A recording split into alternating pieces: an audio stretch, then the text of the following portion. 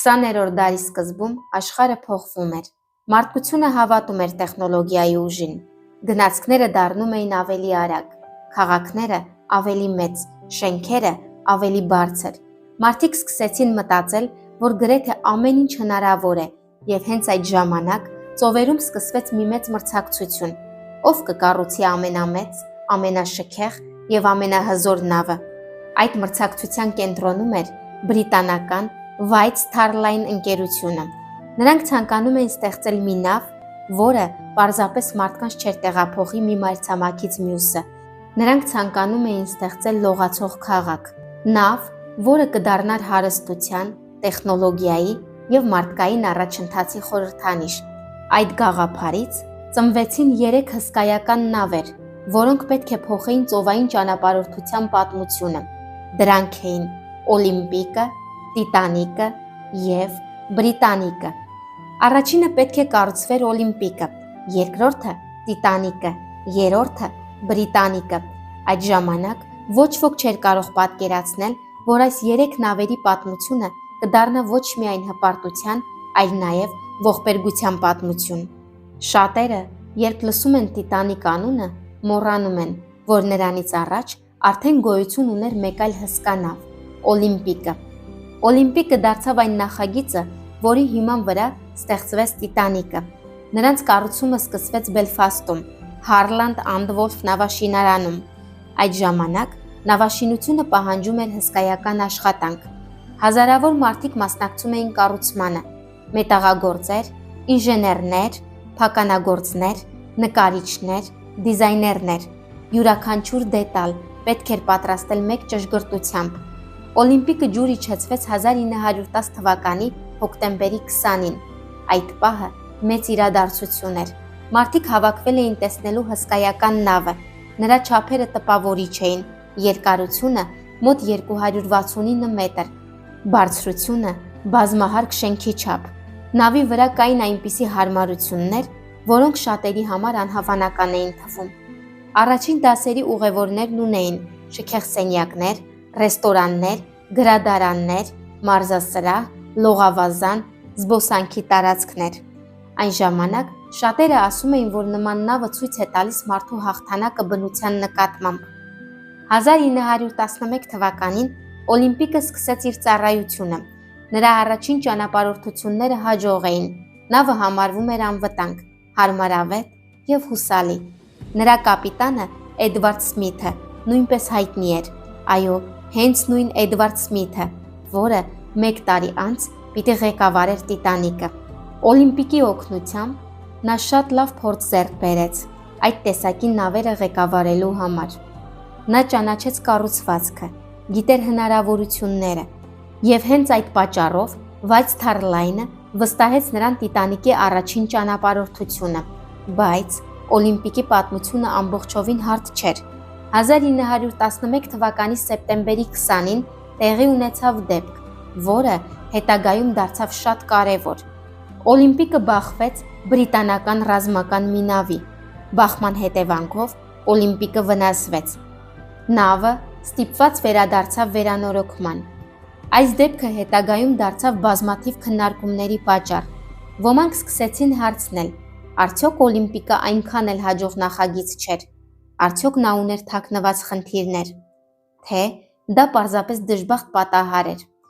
Պաշտոնական հետազոտությունները հիմնականում ցույց տվեցին, որ բախման պատճառը կապված էր 2 նավերի շարժման պայմանների հետ։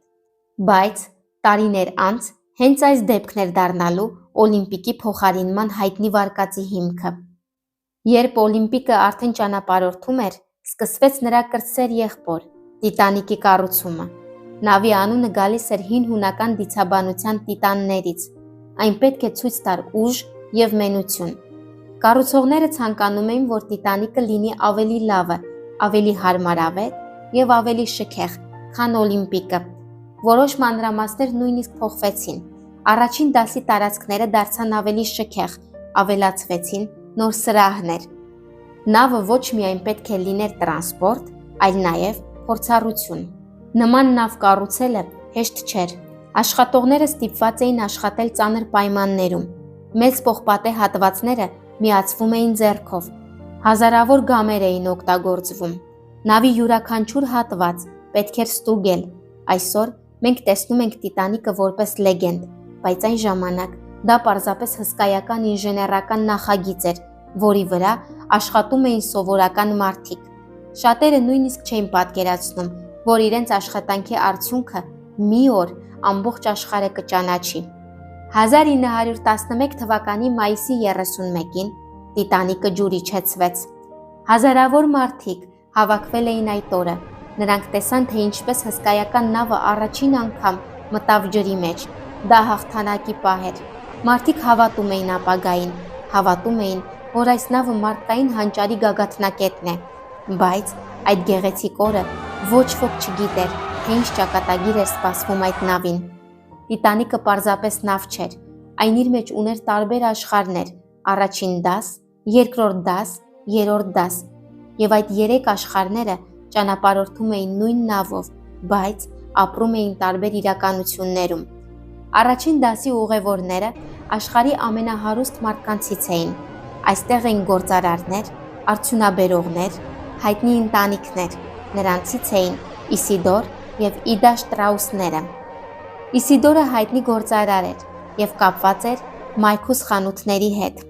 Նրանց թվում էին նաեւ Բենջամին Գոգենհայմը, հարուստ արդյունաբերող, Մոլի Բրաունը,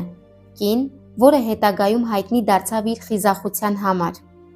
Առաջին դասում կյանքը շատ հարմարավետ էր։ Մարդիկ ընթրում էին շքեղ սրահներում, լսում էին երաժշտություն, քայլում տախտակամածով, նրանց թվում էր, որ նրանք գտնվում են աշխարհի ամենաապահով վայրում։ Բայց նավի մյուս հատվածում մարդիկ բոլորովին այլ նպատակ ունեին։ Նրանք գնում էին Ամերիկա, փնտրում էին նոր կյանք։ Շատերը լքում էին Եվրոպան աղքատության, աշխատանքի պակասի կամ դժվար պայմանների պատճառով։ Նրանց համար Տիտանիկը ոչ թե շքեղություն էր, այլ հույս։ Այդ ուղևորների մեջ էր փոքրիկ Միլվինա Դինը։ Նա ընդամենը 2 ամսեկան էր։ Նա չէր իմանա, թե ինչ է տեղի ունեցել այդ գիշեր, բայց ամբողջ կյանքում նա մնալու էր որպես Տիտանիկի վերջին վերապրողը։ 1912 թվականի ապրիլի 10-ն էր։ Սաութհեմփթոնի նավահանգիստը լցված էր մարդկանցով։ Այդ օրը սովորական օր չէր։ Այդ օրը առաջին անգամ իր ճանապարհն էր սկսում աշխարհի ամենահայտնի նավը։ Մարդիկ գալիս էին ոչ միայն ուղևորներին ճանապարհելու, այլ նաև պարզապես տեսնելու այդ հսկայական ստեղծագործությունը։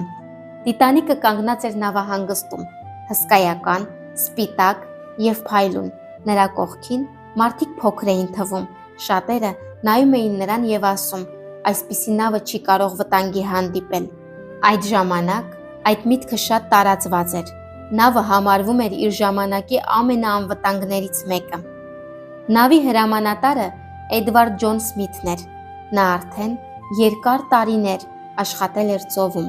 Նա հայտնի էր որպես հանգիստ եւ փորձառու կապիտան։ Նրա ուղևորների մեջ կային մարդիկ, որոնք հատուկ ընտրում էին այն նավերը, որտեղ նա էր ղեկավարում։ 1912 թվականը նրա համար պետք է լիներ առանձնահատուկ։ Շատերը կարծում էին, որ սա կարող է լինել նրա վերջին ճանապարհորդությունը, մինչև թոշակի անցնելը։ Նա արդեն 62 տարեկան էր։ Նա տեսել էր բազմաթիվ փոթորիկներ եւ վտանգներ, բայց նույնիսկ նրա երկար փորձը չէր կարող կանխատեսել այն, ինչ սպասվում էր Ատլանտյան օվկիանոսում։ Ժամը մոտ 12-ին Տիտանիկը սկսեց շարժվել։ Նրա շարժիչները սկսեցին աշխատել։ Հսկայական նավը դանդաղ հեռացավ նավահանգստից, բայց հենց առաջին օրը տեղի ունեցավ մի փոքր միջադեպ։ Նավի հսկայական չափերի պատճառով ջրի շարժումը ստիպեց մոտակայքում գտնվող փոքր նավին շարժվել դեպի Տիտանիկը։ Բարեբախտաբար հնարավոր եղավ խուսափել լուրջ բախումից։ Ոմանք հետագայում դա համարեցին վատ նշան, բայց իրականում դա պարզապես պատահական դեպք էր։ Տիտանիկը շարժվեց դեպի Ֆրանսիա։ Շերբորգում նստեցին նոր ուղևորներ։ Այստեղ էին հիմնականում հարուստ ճանապարհորդներ, այնուհետև նավը գնաց դեպի Իռլանդիա, Քուինսթաուն։ Այստեղ նստեցին բազմաթիվ երրորդ դասի ուղևորներ։ Նրանք գնում էին Ամերիկա։ Նրանցից շատերը ներգաղթյալներ էին։ Նրանց ճամփորդությունը պարզապես ճանապարհորդություն չէր, այն նոր կյանքի փորձ էր։ Նրանցից շատերը Իրենց ամբողջ ունեցվածքը տեղավորել էին մի քանի պայուսակներում։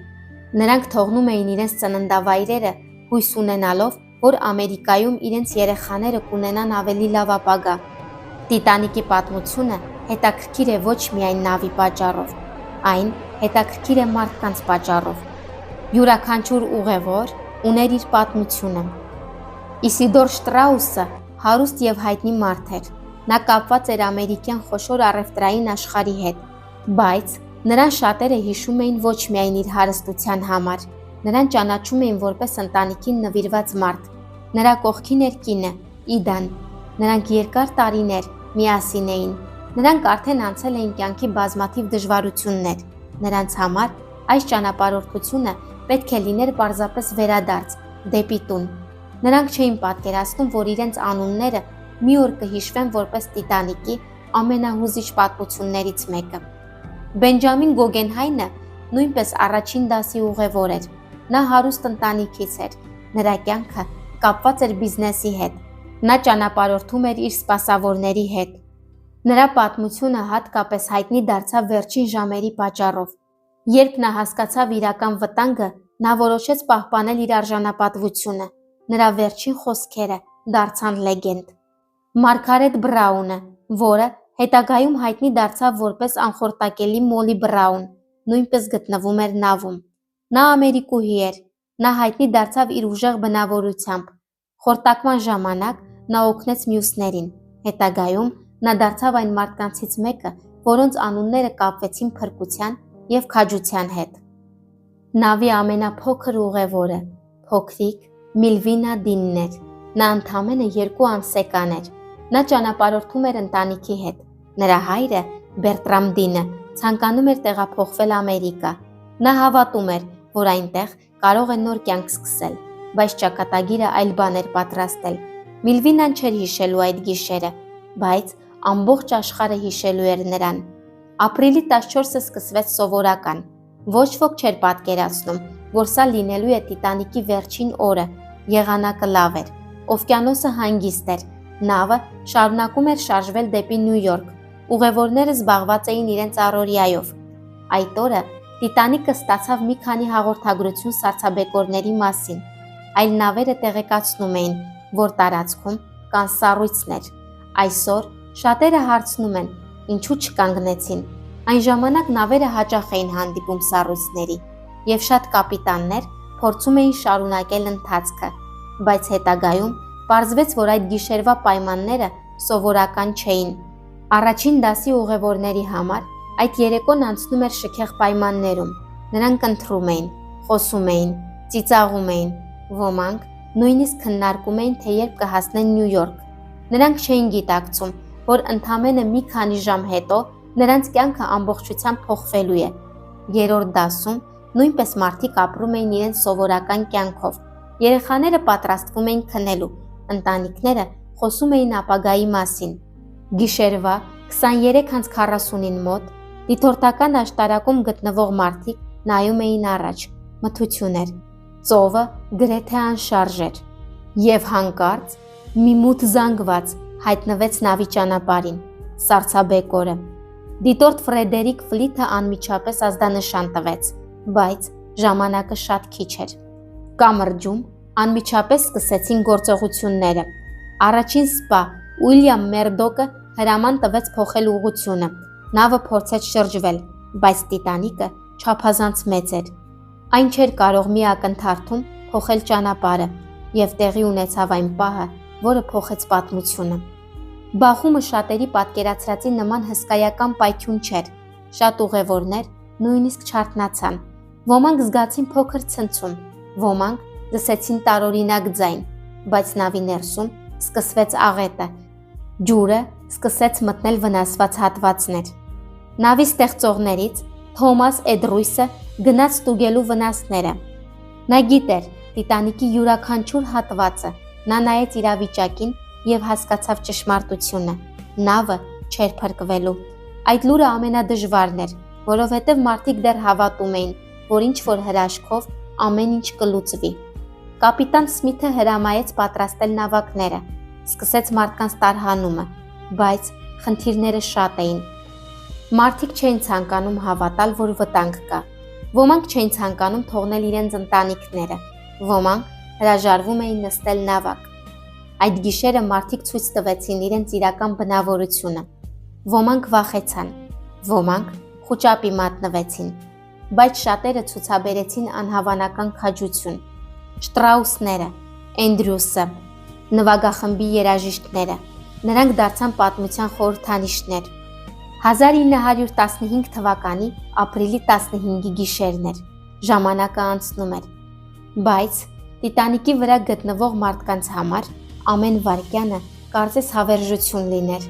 Մի քանի ժամ առաջ նրանք գտնվում էին աշխարհի ամենաշքեղ նավի վրա, նրանք ընթրում էին, զրուցում, ծիծաղում, ոմանք ծրագրում էին իրենց կյանքը Նյու Յորքում, ոմանք մտածում էին բիզնեսի մասին, ոմանք պարզապես սպասում էին, որ ճանապարհորդությունը կավարտվի, բայց հիմա այդ նույն մարդիկ կանգնած էին մի իրականության առաջ, որը ոչ ոք չէր կարող պատկերացնել, աշխարհի ամենամեծ նավը խորտակվում էր։ Սկզբում շատերը չէին հասկանում իրավիճակի լրջությունը, երբ նավը բախվեց սառցաբեկորին, որոշ ուղևորներ նույնիսկ մտածեցին, որ դա փոքր տեխնիկական խնդիր է։ Ոմանք շարունակեցին մնալ իրենց սենյակներում, ոմանք դուրս եկան տախտակամած և փորձում էին հասկանալ, թե ինչ է կատարվում։ Առաջին դասի մի քանի ուղևորներ նույնիսկ խաղում էին սառույցի փոքր կտորներով, որոնք ընկել էին տախտակամած։ Նրանք չէին պատկերացնում, որ նավի ներսում ջուրը արդեն տարածվում էր։ Նավի կառուցվածքը նախատեսված էր որոշակի վնասների դիմանալու համար։ Տիտանիկը ուներ ջրակայուն բաժանումներ, բայց խնդիրը այն էր, որ ջուրը մտնում էր չափազանց շատ հատվածներ։ Նավի նախագծողները երբեք չէին սպասում նման մեծ վնասի։ Ջուրը սկսեց անցնել մի հատվածից մյուսը։ Նավը դանդաղ սկսեց կորցնել իր հավասարակշռությունը։ Ռադիոսենյակում աշխատում էին Ջեք Ֆիլիպսը և Հարալդ Բրայդը։ Նրանք գիտեին, որ իրավիճակը շատ վտանգավոր է, բայց շարունակում էին ուղարկել օգնության ազդանշաններ։ Նրանց հաղորդագրությունները շատ պարզ էին. «Մենք խորտակվում ենք, անհրաժեշտ է օգնություն»։ Նրանք շարունակում էին աշխատել մինչև վերջին հնարավոր պահը։ Նրանց աշխատանքի շնորհիվ մոտակա նավերը հասկացան աղետի մասին։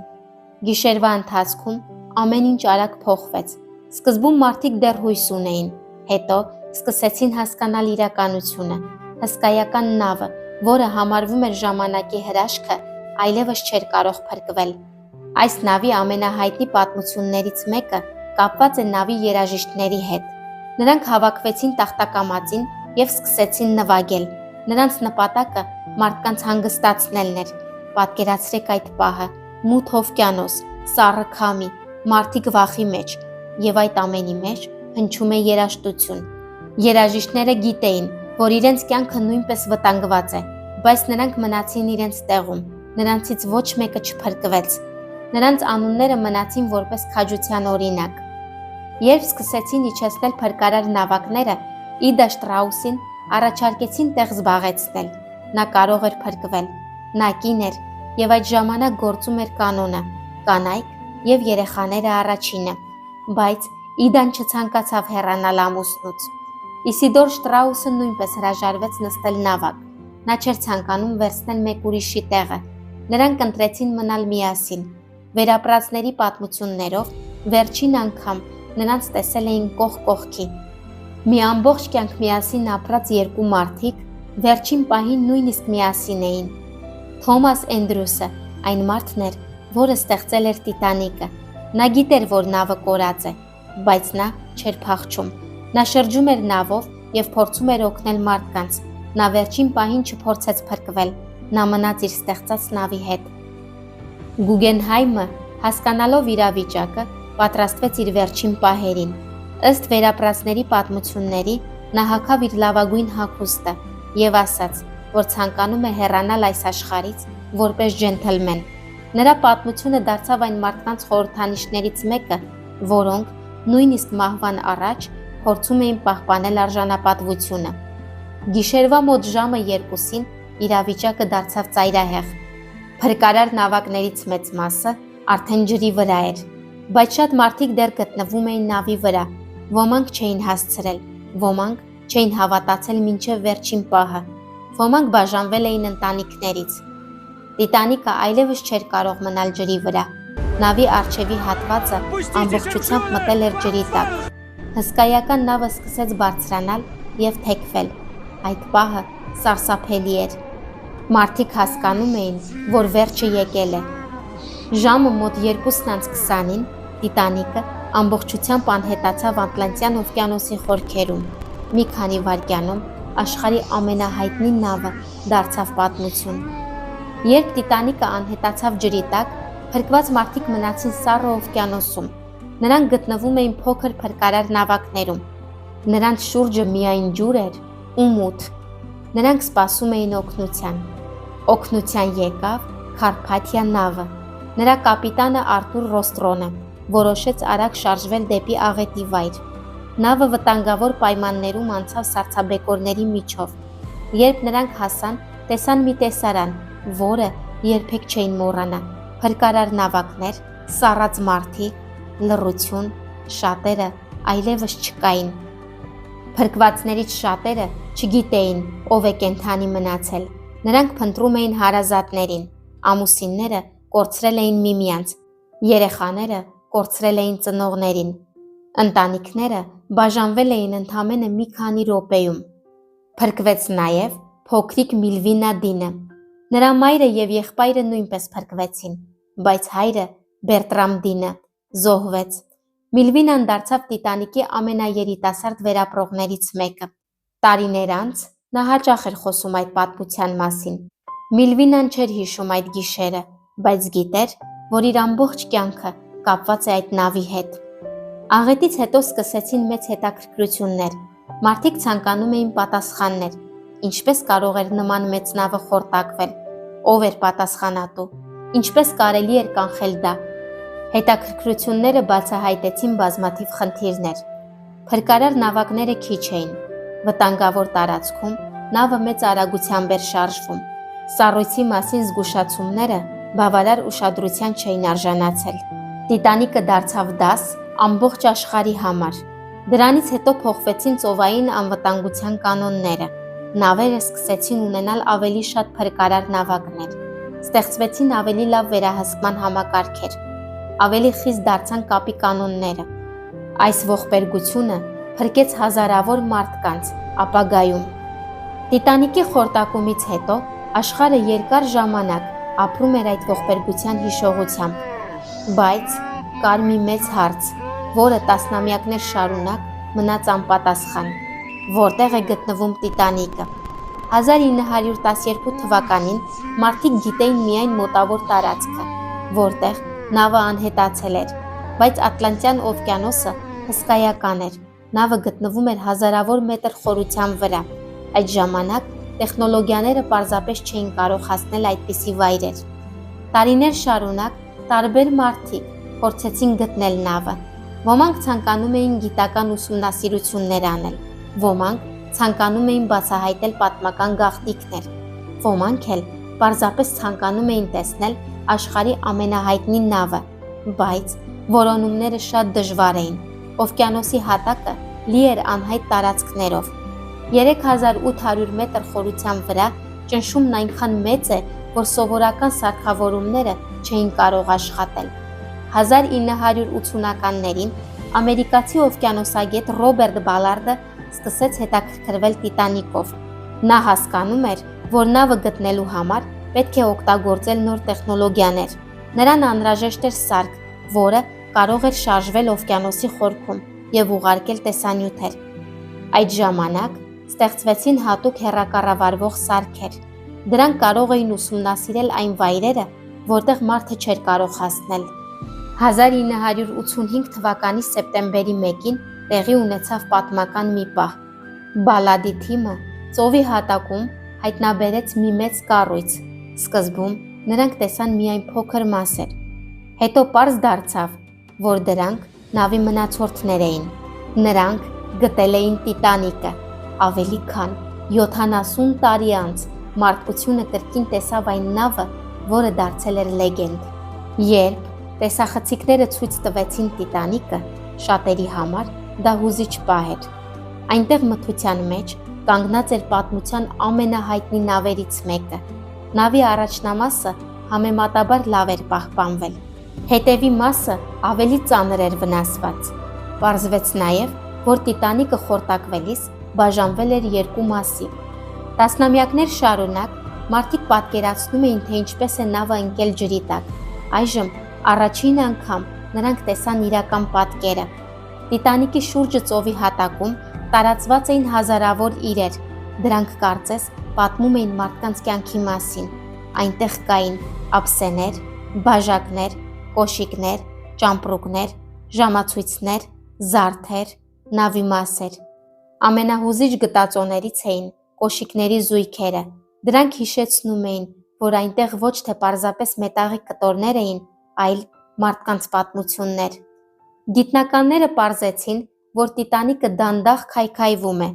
Օվկիանոսի հատակի պայմանները շատ ծանր են, մետաղը վնասվում է, մանրեները սնվում են երկաթով։ Տարիների ընթացքում նավի որոշ հատվածներ անհետանում են։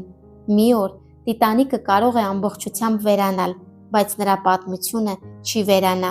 Տիտանիկի մասին խոսելիս հնարավոր չէ չանդրադառնալ ամենահայտնի առեղծվածներից մեկին։ Այդ հարցը հնչում է այսպես. արդյոք 1912 թվականին խորտակված նավը իսկապես Տիտանիկն էր, թե այնտեղ կար մեկ այլ գաղտնիք։ Այս հարցից առաջացավ Օլիմպիկի փոխարինման վարկածը։ Ինչպես արդեն գիտենք, Օլիմպիկը և Տիտանիկը քույր նավեր էին։ Նրանք կառուցվել էին նույն նախագծով, նրանց արտաքին տեսքը շատ նման էր, նույն երկարությունը, նույն ընդհանուր ձևը, նույն դիզայնի գաղափարը։ Այդ պատճառով տարիներ անց որոշ մարդիկ սկսեցին հարց տալ. եթե նրանք այդքան նման էին, հնարավոր էր մեկին մյուսի փոխարեն ներկայացնել։ Այս վարկածը հատկապես տարածվեց 20-րդ դարի երկրորդ կեսին։ Ըստ դրա, ամեն ինչ սկսվեց Օլիմպիկի վնասումից։ 1911 թվականին Օլիմպիկը բախվեց ռազմական նավին։ Նավը վնասվեց և վերադարձավ վերանորոգման։ Վարկածի կողմնակիցներն ասում են, որ White Star Line ընկերությունը այդ պահին մեծ ֆինանսական ճնշման տակ էր։ Նրանք պնդում են, որ ընկերությունը կարող էր փոխարինել նավերը, վնասված Օլիմպիկը ներկայացնելով որպես նոր Տիտանիկ։ Նրանք ներկայացնում են մի քանի հարց։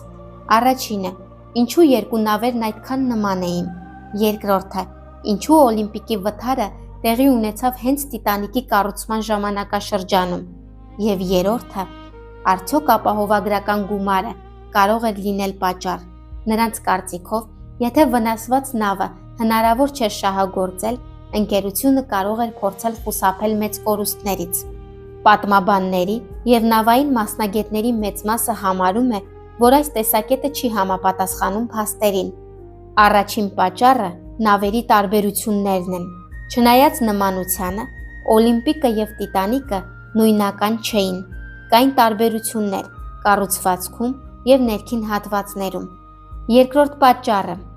նման գաղտնիքը պահելը չափազանց դժվար կլիներ։ Նավերի կառուցման և սպասարկման մեջ ներգրավված էին հազարավոր մարդիկ։ Եթե տեղի ունենար նման փոխարինում, շատ մարդիկ պետք է իմանային դրա մասին, բայց ոչ մի վստահելի փաստաթուղթ չի հայտնաբերվել։ Երրորդ պատճառը ծովի հատակի ուսումնասիրությունն է, երբ 1985 թվականին գտնվեցին Տիտանիկի մնացորդները, այնտեղ հայտնաբերվեցին տվյալներ, որոնք համապատասխանում էին հենց Տիտանիկին։ Իրական Օլիմպիկը շարունակեց իր կյանքը։ Նա տարիներ շարունակ աշխատեց։ Առաջին համաշխարհային պատերազմի ժամանակ օգտագործվեց որպես ռազմական նավ։ Նրան նույնիսկ անվանում էին հին հուսալի նավ։ Նա փրկեց մարդկանց և կատարեց բազմաթիվ ճանապարհորդություններ։ Հետագայում նրան հանեցին շահագործումից և ապամոնտաժեցին։ Այսպիսով, արդյոք Օլիմպիկի փոխարինման վարկածը հետաքրքիր է։ Այո, արդյոք այն ունի պատմական ապացույց։ Այս պահին ոչ։ Ավելի հավանական և ընդունված տեսակետն այն է, որ 1912 թվականին խորտակվել է հենց Տիտանիկը։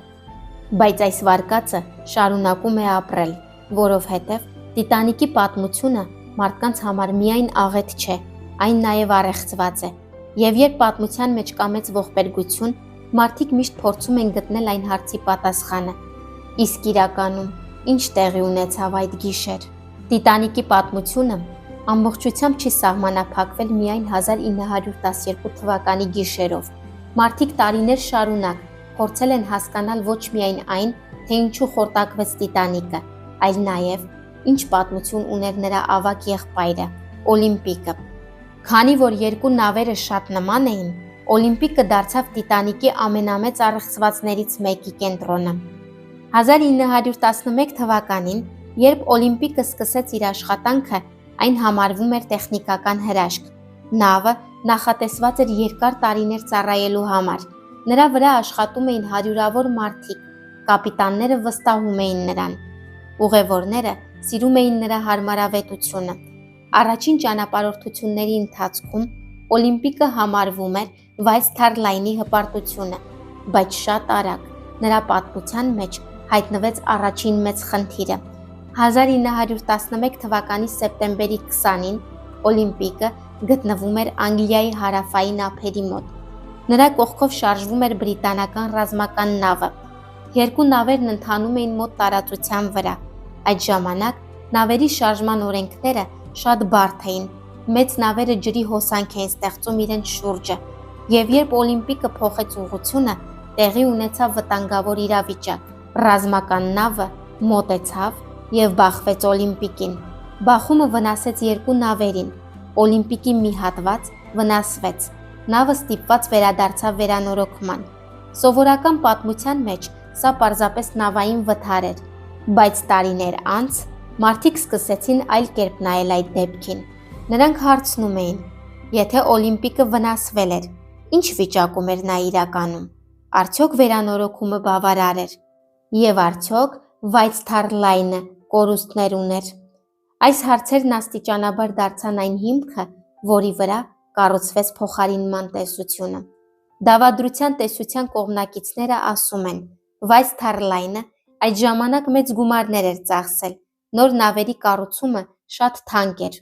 Օլիմպիկի վնասումը կարող էր բերել լրացուցիչ ծախսերի։ Ըստ այս մարդկանց, ընկերությունը կարող էր հայտնվել ծանր իրավիճակում, եւ այստեղ նրանք առաջ են բերում իրենց հիմնական գաղափարը։ Եթե վնասված նավը փոխարինվեր նոր նավի անվան տակ, ընկերությունը կարող էր ստանալ ապահովագրական գումար եւ խուսափել կորուստներից։ Այս տեսության տարածմանը նպաստեցին մի քանի հանգամանքներ։ Առաջինը՝ երկու նավերի նմանությունը, երկրորդ՝ Օլիմպիկի իրական վթարը, երրորդ՝ այն փաստը, որ Տիտանիկի աղետը այնքան մեծ էր, որ մարդիկ սկսեցին փնտրել ավելի բարդ բացատրություններ։ Շատերի համար դժվար էր ընդունել, որ աշխարհի ամենամեծ նավը կարող էր խորտակվել մարդկային սխալների պատճառով։ Վարկածի դեմ ամենակարևոր փաստարկներից մեկը նավերի նույնականացումն է։ Յուրաքանչյուր նավ ուներ իր կառուցման համարները։ Դրանք օգտագործվում էին արտադրության ընթացքում։ Նավի տարբեր մասերում կային նշումներ, որոնք կապված էին հենց այդ նավի հետ։ Մասնագետները նշում են, որ նման ամբողջական փոխարինումը պահանջելու էր փոխել չափազանց շատ մանրամասներ։ Եթե տեսությունը ճիշտ լիներ, ապա Օլիմպիկը պետք է անհետանար, բայց իրականում նա շարունակեց ծառայել։ Նա դարձավ այն քիչ նավերից մեկը, որոնք ունեցան երկար եւ ակտիվ կյանք։ Առաջին համաշխարհային պատերազմի ժամանակ նա օգտագործվեց որպես ռազմական փոխադրամիջոց։ Այդ ժամանակ նա նույնիսկ օգնեց զինվորական գործողություններում։ Նրան անվանում էին հուսալի նավ։ Թեև Օլիմպիկի փոխարինման վարկածը ամենահայտնիներից մեկն է, Տիտանիկի շուրջ կան նաև բազմաթիվ այլ հարցեր։ Շատերը հիշում են, որ Տիտանիկին անվանում էին անխորտակելի, բայց իրականում այդ բառը ավելի շատ գովազդային արտահայտություն էր։ Նավը շատ անվտանգ էր իր ժամանակի համար։ Նա ուներ ջրակայուն բաժիններ, նա ուներ ժամանակակից համակարգեր, բայց ոչ մի նավ ամբողջովին անխորտակելի չի։ Բնությունը միշտ կարողանում է հաղթել մարդկային ստեղծագործությանը։ Մինչ բախումը Տիտանիկը ստացել էր մի քանի հաղորդագրություն սառույցների մասին։ Սա դարձավ հետաքննությունների կարևոր թեմա։ Մարդիկ հարցնում էին, Ինչու նավը չնվազեցրեց արագությունը, ինչու չփոխեց ուղղությունը ավելի շուտ։ Այս հարցերը մինչ այսօր քննարկվում են։ Տիտանիկի դիտորդները այդ գիշեր չունեին հեռադիտակ։ Ոմանք տարիներ անց հարցրեցին, եթե նրանք ունենային հեռադիտակ, արդյոք կտեսնեին սառցաբեկորը շուտ։ Սակայն մասնագետների մեծ մասը կարծում է, որ այդ իրավիճակում նույնիսկ հեռադիտակը չէր փրկի նավը։ Սառցաբեկորը հայտնվել էր շատ մոտ տարածությունում, ժամանակը քիչ էր։ Տիտանիկի կողքին կար մեկ այլ նավ՝ Կալիֆորնիանը։ Հետագայում մեծ հարց առաջացավ. ինչու նա չեկավ օգնության ավելի արագ։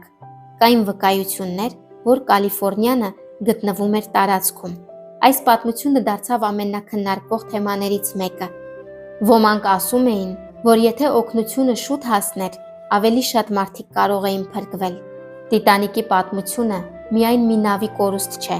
այն պատմություն է մարդու վստահության մասին։ Մարդիկ հավատում էին, որ տեխնոլոգիան կարող է հաղթահարել ամեն ինչ, բայց այդ գիշերը օվկիանոսը ցույց տվեց, որ բնությունը դեռևս ավելի հզոր է։ Տիտանիկը կորեց, բայց նրա պատմությունը մնաց։ Այն դարձավ հիշողություն հազարավոր մարդկանց մասին, մարդկանց, ովքեր ունեին երազանքներ, ընտանիքներ եւ ապագայի ծրագրեր։ Եվ հենց այդ պատճառով Տիտանիկը ավելի քան 100 տարի անց դեռ շարունակում է հետաքրքրել ամբողջ աշխարհին։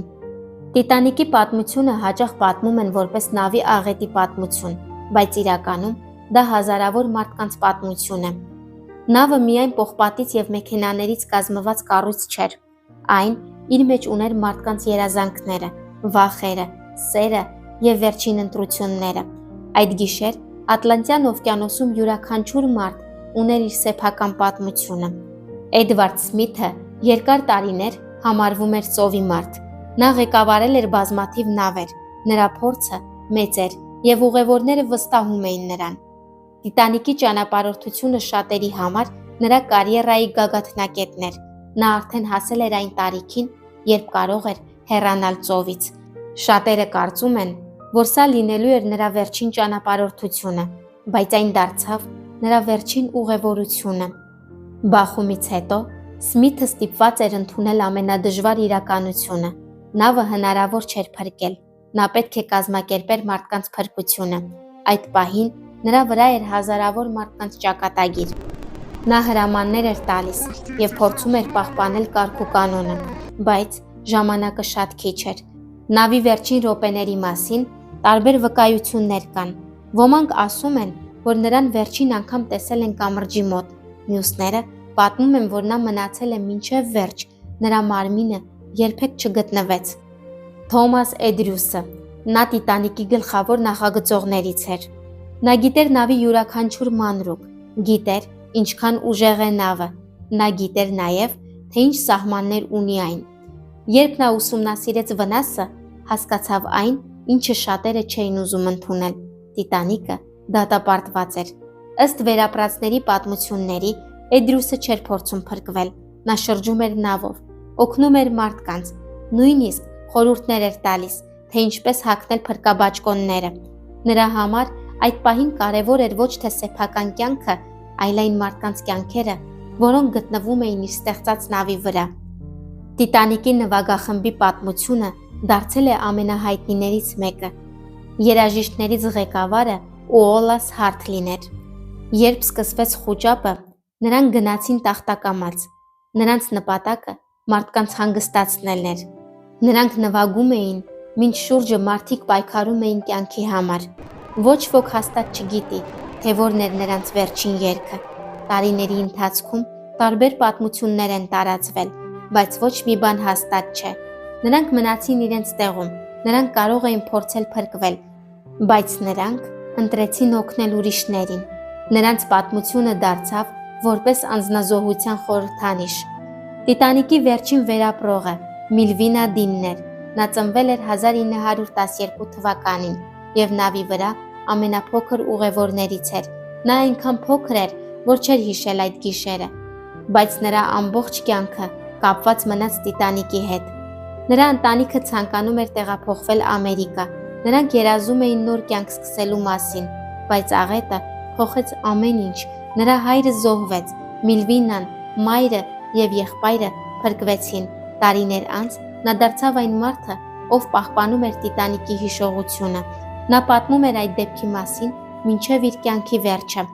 Տիտանիկի խորտակումից հետո աշխարհը այլևս նույնը չէր։ Մարդիկ հասկացան, որ նույնիսկ ամենամեծ տեխնոլոգիական նվաճումները կարող են ունենալ վտանգներ։ Աղետից հետո սկսվեցին մեծ փոփոխություններ։ Մինչ Տիտանիկը շատ նավեր չունեին բավարար քանակությամբ փրկարար նավակներ։ Պատճառներից մեկն այն էր, որ որոշ ընկերություններ կարծում էին, շատ նավակները կզբաղեցնեն տարածքը եւ կփչացնեն տեսքը։ Տիտանիկը ցույց տվեց, որ այդ մտածելակերպը սխալ է։ Այդ պատճառով ստեղծվեցին նոր պահանջներ։ Նավերը պետք է ունենային բավարար փրկարար միջոցներ բոլոր մարդկանց համար։ Ռադիոկապը պետք է աշխատեր ավելի երկար, պետք էր մշտական հսկողություն իրականացնել։ Սառցաբեկորների մասին տեղեկությունները պետք էր ավելի լուրջ ընդունել։ Աղետից հետո հազարավոր ընտանիքներ փոխվեցին։ Ոմանք կորցրեցին ամուսիններ, ոմանք ծնողներին, ոմանք երեխաներին։ Նրանք, ովքեր փրկվեցին, հաճախ իրենց ամբողջ կյանքում ապրեցին այդ գիշերվա հիշողությամբ։ Տասնամյակների ընթացքում Տիտանիկի մասին գրվեցին բազմաթիվ գրքեր, նկարահանվեցին ֆիլմեր, յուրաքանչյուր սերունդ նորից բացահայտեց այդ պատմությունը։ Ամենահայտնի ֆիլմերից մեկը դարձավ Ջեյմս Քեմերոնի Տիտանիկը։ Այն ներկայացրեց ոչ միայն աղետը, այլ նաև մարդկանց զգացմունքները, սերը եւ կորուստը։ Ֆիլմը ամբողջ աշխարհում նորից մեծ հետաքրքրություն առաջացրեց Տիտանիկի նկատմամբ։ Ավելի քան 100 տարի է անցել, բայց մարդիկ դեռ խոսում են Տիտանիկի մասին։ Ինչու՞։ Որովհետև սա միայն նավի պատմություն չէ, սա մարդու պատմություն է, մարդկային հպարտության, մարդկային սխալների, քաջության, սիրո, զոհաբերության եւ այն մասին, որ նույնիսկ ամենամեծ ստեղծագործությունները կարող են փխրուն լինել։ Տիտանիկը այսօր հանգչում է օվկիանոսի հատակում։ Այն այլևս պարզապես նավ չէ, այն դարձել է ժամանակի պարկուճ։ Այն պահում է մի ամբողջ դարաշրջանի հիշողություն։ Այն հիշեցնում է մեզ այն մարդկանց մասին, որոնք մի գիշերում կորցրեցին ամեն ինչ, բայց նաև ցույց է տալիս, թե ինչքան մեծ կարող է լինել մարդու սիրտը, նույնիսկ ամենամութ պահերին։ Թեև անցել է ավելի քան 1 դար, Տիտանիկի պատմությունը դեռևս ամբողջությամբ ավարտված չէ։ Յուրաքանչյուր նոր ուսումնասիրություն, յուրաքանչյուր նոր փաստաթուղթ եւ յուրաքանչյուր նոր հայտնագործություն նոր հարցեր է առաջացնում։ Ինչու հենց այդ գիշերը տեղի ունեցավ աղետը, ով էր սխալվում, ինչ կարելի էր անել փրկվելու համար, եւ արդյոք մենք գիտենք ամբողջ ճշմարտությունը։ Տիտանիկի խորտակման հիմնական պատճառը հայտնի է։ Նավը բախվեց սառցաբեկորի, բայց նույնիսկ այդ պարզ փաստի մեջ կան շատ բազմաթիվ հարցեր։ Այդ գիշեր օվկիանոսը շատ հանգիստ էր, չկար ուժեղալիք, չկար փոթորիկ։ Շատ մասնագետներ ասում են, որ հենց այդ հանգիստ ծովն էր պատճառներից մեկը, որ սառցաբեկորը դժվար էր նկատել։ Երբ ծովը ալեկոծ է լինում, ալիքները հարվածում են սառույցին եւ այն ավելի հեշտ է նկատելի դառնում, բայց այդ գիշեր ջուրը գրեթե հայլու նման էր։ Տիտանիկի արագությունը նույնպես դարձավ քննարկման թեմա։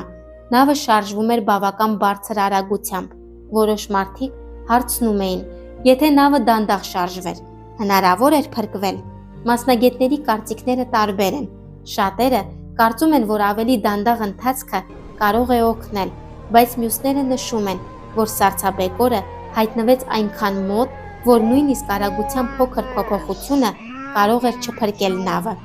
Տիտանիկի դիտորդական կետում գտնվող մարդիկ այդ գիշեր չունեին հեռադիտակ։ Այս փաստը երկար ժամանակ քննարկվել է։ Եթե դիտորդները ունենային հեռադիտակ, արդյոք նրանք ավելի շուտ կտեսնեին սառցաբեկորը։ Պատասխանը հստակ չէ։ Հեռադիտակը օգնում է տեսնել հեռավոր առարկաներ, բայց մութ գիշերը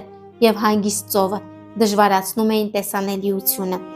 Այնուամենայնիվ, շատերը կարծում են, որ ավելի լավ պատրաստվածությունը կարող էր փրկել իրավիճակը։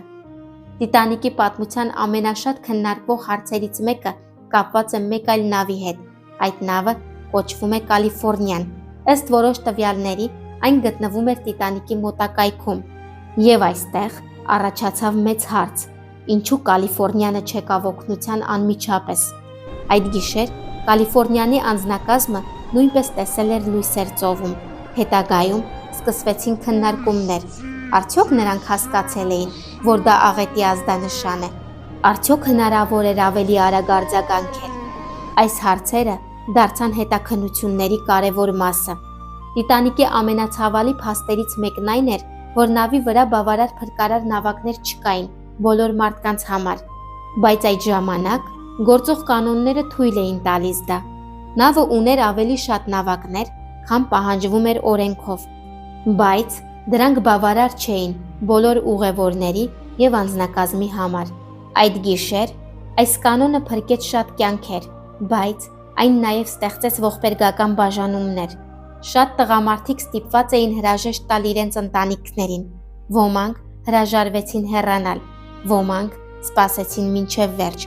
Այդ պահերը ցույց տվեցին մարդկանց բնավորությունը, ոմանք ընտրեցին իրենց կյանքը, ոմանք ուրիշների կյանքը։ Տիտանիկը այսօր միայն նավ չէ, այն դարձել է մարդկության հիշողության մի մասը։ Այն պատմություն է այն մասին, թե ինչ կարող է պատահել, երբ վստահությունը չափազանց մեծ է դառնում։ 20-րդ դարի սկզբում մարդիկ հավատում էին առաջընթացին։ Նրանք կառուցում էին ավելի մեծ շենքեր, ավելի արագ մեքենաներ, ավելի հզոր նավեր։ Տիտանիկը այդ վստահության խորհրդանիշն էր։ Այն կարծես ասում էր. մարդը կարող է հաղթել ամեն ինչ, բայց օվկիանոսը ցույց է տալիս, որ բնությունը միշտ ունի իր ուժը։ Տիտանիկի ամենակարևոր դասը տեխնիկական չէ, այն մարդկային է։ Այդ գիշեր մարդիկ ցույց տվեցին իրենց լավագույն եւ վատագույն կողմերը։ Կային մարդիկ, որոնք մտածում էին միայն իրենց մասին, բայց կային նաեւ մարդիկ, որոնք վերջին պահին օգնում էին ուրիշներին։ Տիտանիկի մասին շատերը հիշում են ոչ միայն աղետը, այլ նաեւ մարդկանց միջև եղած կապերը։ Իսիդոր եւ Իդա Շտրաուսների պատմությունը դարձավ հավերժական սիրո օրինակ։ Նրանք կարող էին բաժանվել, բայց ընտրեցին մնալ միասին։ Նրանց պատմությունը ցույց է տալիս, որ երբեմն մարդու ամենամեծ ուժը ոչ թե գոյատևելու ցանկությունն է, այլ մեկ ուրիշին չլքելու որոշումը։ Տիտանիկի վերջին կենդանի հիշողությունը դարձավ Միլվինա Դինը։ Նա ամբողջ կյանքում կրում էր այդ պատմության մեջ կապված պատասխանատվությունը։ Նա ծնվել էր մի աշխարհում, որտեղ Տիտանիկը դեռ գոյություն ուներ, եւ մահացավ արդեն այն ժամանակ, երբ նավը դարձել էր աշխարհի ամենահայտնի պատմություններից մեկը։ Այսօր Տիտանիկը գտնվում է Ատլանտյան օվկիանոսի հատակում։ Այն այլևս հնարավոր չէ վերադարձնել։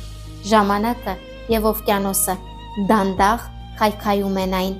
բայց այնտեղ մնացած յուրաքանչյուր իր հիշեցնում է անցյալը՝ մի կոշիկ, մի բաժակ, մի ճամպրուկ, յուրաքանչյուր մանրուք պատմում է մի մարդու մասին։ Տիտանիկը երբեք չի մոռացվի, որովհետև այն պարզապես աղետ չէր, այն մարդկային պատմություն էր, մարդիկ, որոնք ճանապարհ էին ընկել դեպի նոր կյանք, ընտանիքներ, որոնք երազանքներ ունեին, մարդիկ, որոնք վերջին պահին ցույց տվեցին քաջություն, եւ մի նավ, որը պետք է լիներ հավերժական հաղթանակի խորհրդանիշ, բայց դարձավ հիշեցում մարդկային խոնարհության մասին։ Այդ գիշեր շատ ընտանիքներ բաժանվեցին։ Տղամարդիկ հրաժեշտ էին տալիս կանանց եւ երեխաներին։ Ոմանք ասում էին՝ դու գնա, ես կհասնեմ, բայց շատերը այլևս չհանդիպեցին։ Տիտանիկի պատմությունը չավարտվեց նրա խորտակումով։ Իրականում հենց այդ ժամանակ սկսվեց նրա երկրորդ կյանքը։ Նա դարձավ լեգենդ։ Աշխարհը ցնցված էր։ Թերթերը ամբողջ աշխարհում գրում էին Տիտանիկի մասին։ Մարդիկ սպասում էին ցուցակների, որպեսզի իմանան ով է փրկվել եւ ով ոչ։ Ընտանիքները սպասում էին լուրերի։ Շատերի համար այդ սպասումը դարձավ կյանքի ամենացավոտ պահը։ Փրկվելը նույնպես հեշտ չէր։ Շատերը ամբողջ կյանքում հիշում էին այդ գիշերը։ Ոմանք չէին սիրում խոսել դրա մասին։ Ոմանք իրենց մեղավոր էին զգում, որ իրենք ապրեցին, իսկ մյուսները ոչ։ 1997 թվականին Տիտանիկ ֆիլմը նորից ամբողջ աշխարհին հիշեցրեց այդ պատմությունը։ Չնայած սիրո պատմությունը նավում գեղարվեստական էր, սակայն նավի բազմաթիվ մանրամասներ հիմնված էին իրական փաստերի վրա։ Այն նոր սերնդին ներկայացրեց Տիտանիկի ողբերգությունը։ Այսօր Մարդիկ այցելում են թանգարաններ, ուսումնասիրում են նավի մնացորդները, հավաքում են փաստաթղթեր, պատմում են վերապրածների պատմությունները, որովհետև Տիտանիկը միայն անցյալ չէ, այն մարդկային պատմություն է։ Տիտանիկը կառուցվել էր որպես մարդու հաղթանակի խորհրդանիշ, բայց դարձավ հիշեցում, որ տեխնոլոգիան միշտ պետք է ուղեկցվի զգուշությամբ։ Նավը կորեց մեկ գիշերում, բայց այն մարդկանց պատմությունները, որոնք եղել էին նավի վրա, մնացին ավելի քան 100 տարի։ Նրանց անունները, նրանց երազանքները, նրանց վերջին պահերը, դրանք են Տիտանիկի իրական ժառանգությունը։ Ավելի քան 1 դար է անցել այն գիշերվանից, երբ Ատլանտյան օվկիանոսի սառը ջրերը կլանեցին աշխարհի ամենահայտնի նավերից մեկը, բայց Տիտանիկ անունը մինչ այսօր մարդկանց մեջ առաջացնում է նույն զգացողությունը՝ հետաքրքրություն, տխրություն և մի փոքր առեղծված, որովհետև Տիտանիկը պարզապես նավ չէր, այն մի ամբողջ ժամանակաշրջանի խորհրդանիշ էր, այն մարդկանց երազանքների, հույսերի և սխալների պատմությունն էր։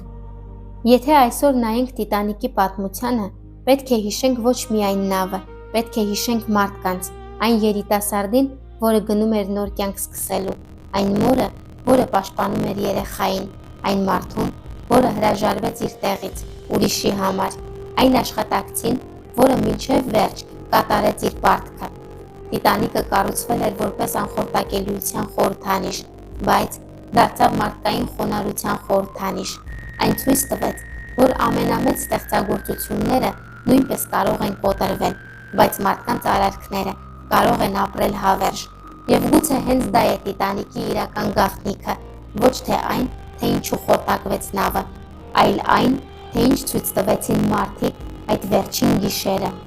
Վախի մեջ քաջություն, կորստի մեջ սեր, մթության մեջ մարդկություն։